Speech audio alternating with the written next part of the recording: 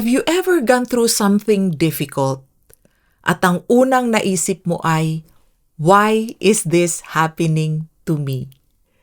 Maybe you're dealing with a stressful situation in business or a difficult conversation with someone important to you or a financial worry, a health concern, or a problem na bigla na lang dumating nang di mo inaasahan. And if lately you've been feeling frustrated, overwhelmed, or even a little discouraged, this episode might help you see challenges in a completely different way. Because the interesting thing about challenges is this. Many of the strongest qualities we have today were actually built because of the challenges na na-experience natin. Yung mga situations na dati akala natin ay parang parusa sa atin, yung pala later in life, we realize they were actually blessings in disguise. Most of us were taught that when life gets harder, the answer is to think harder.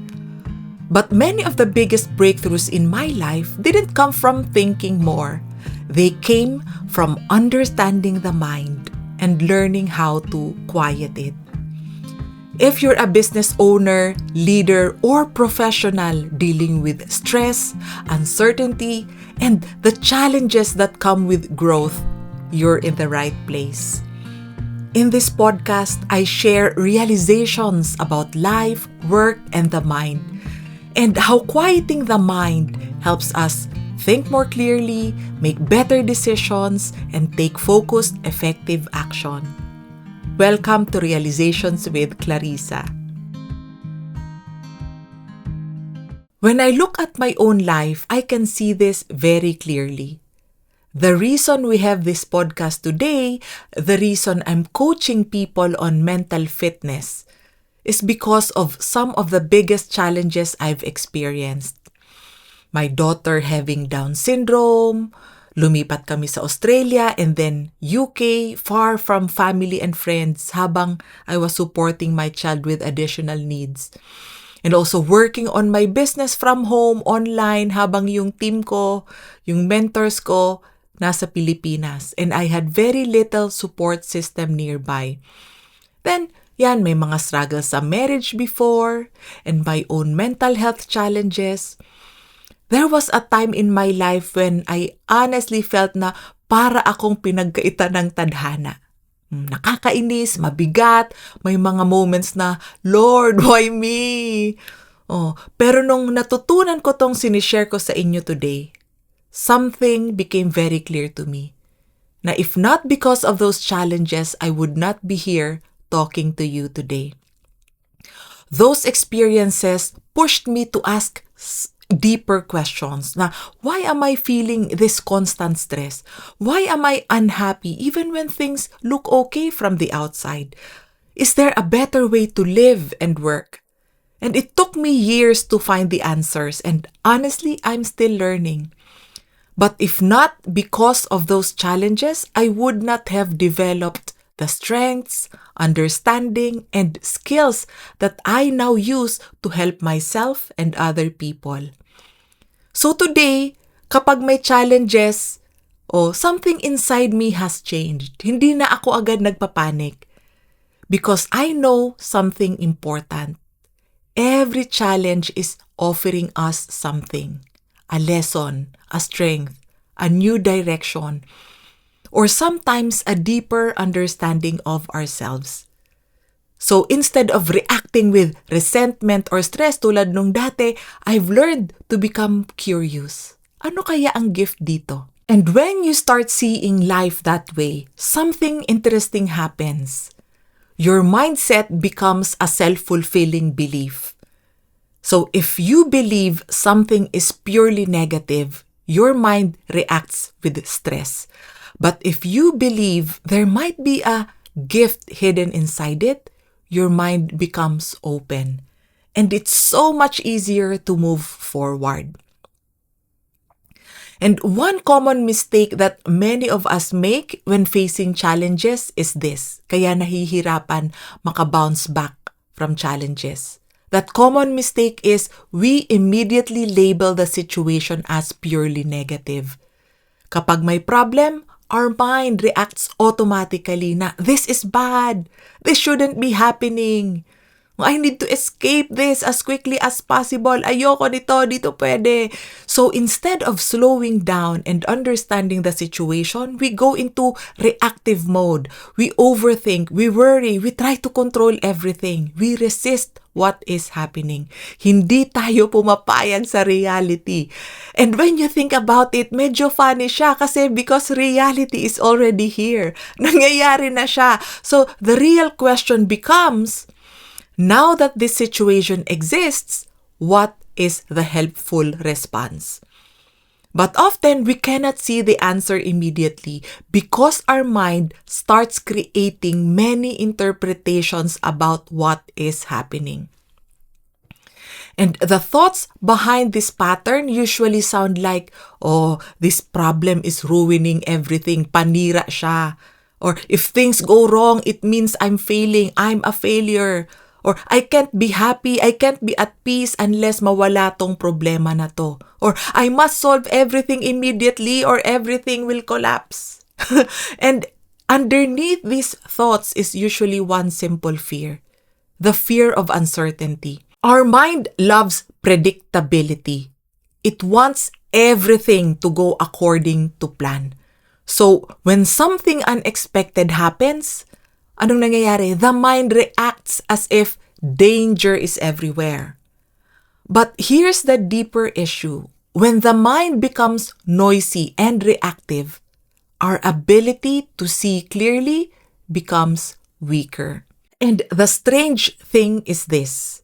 Our mind promises us that worrying, controlling, and stressing will help us solve the problem. But often the opposite happens. Because instead of learning and growing from the situation, we become resentful. We start blaming. Sometimes we blame people, sometimes we blame circumstances, sometimes even si God sinisi na natin. And when we operate from resentment and resistance, our perspective becomes very narrow. We fail to see the bigger picture. Instead of finding solutions, our reactions sometimes make the solutions worse because of what we say, because of what we do kapag reactive tayo, because of decisions made from pressure instead of clarity. And slowly, without realizing it, we start becoming a different version of ourselves. Na instead of becoming wiser through challenges, we become the constantly stressed problem fighter. Someone who is always tense, always reacting, always carrying mental pressure. And eventually, pati yung mga tao sa paligid natin, nahahawa na rin sa tension.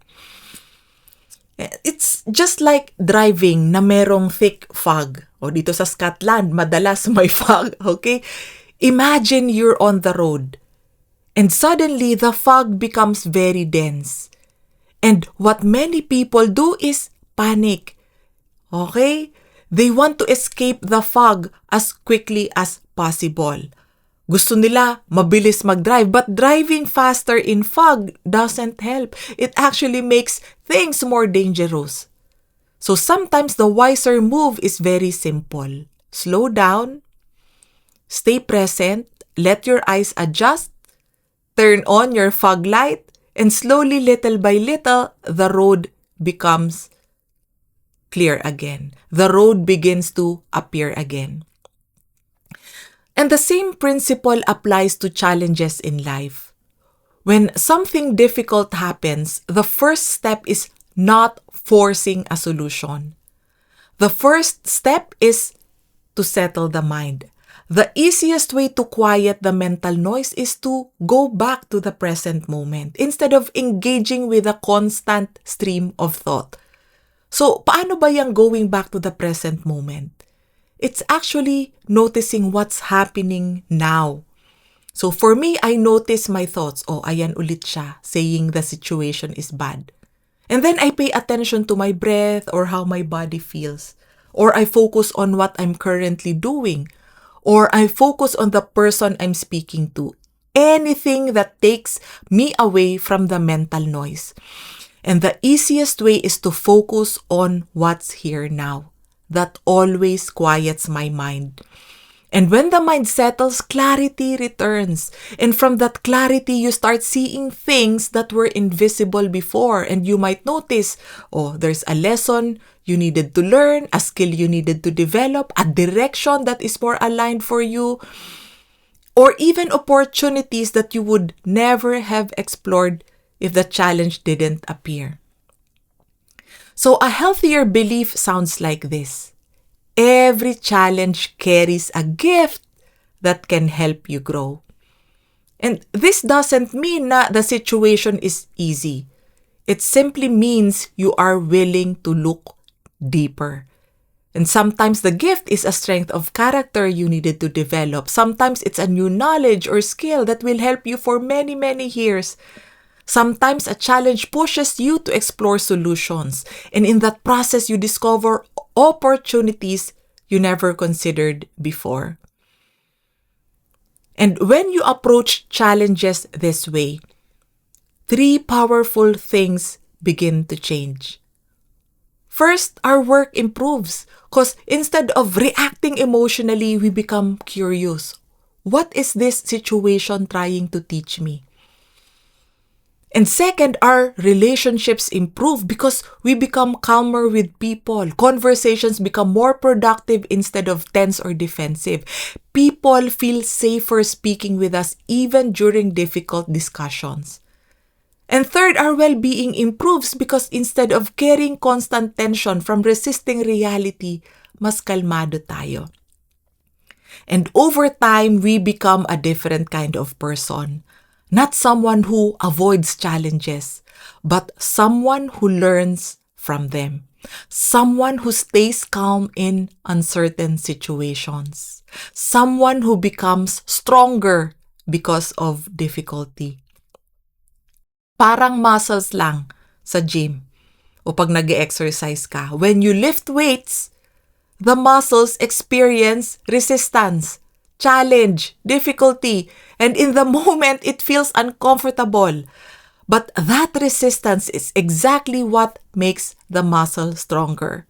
And life works the same way. Challenges are not always obstacles. Sometimes they are simply training.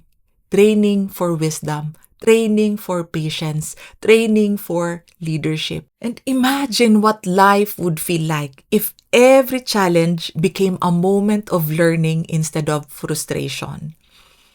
So instead of asking, why is this happening to me? You start asking, what might this situation be here to teach me?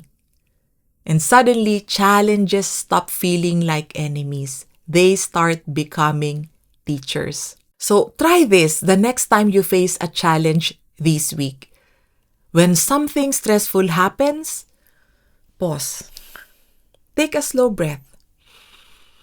And ask yourself one simple question. What might this situation be here to teach me? And you may not see the answer immediately, but this question shifts your mind from reaction to curiosity. And curiosity often leads to wisdom. And if you want to strengthen this ability more consistently, I invite you to join my 7-day mental fitness challenge. In this challenge, you will learn simple daily practices that can help you calm a busy mind, handle challenges more wisely, and respond to life with greater clarity and confidence. You can find the link in the description. Thank you for spending this time with me today. And remember, sometimes the gift inside a challenge is not visible at first. But when the mind becomes quiet, the lesson slowly reveals itself.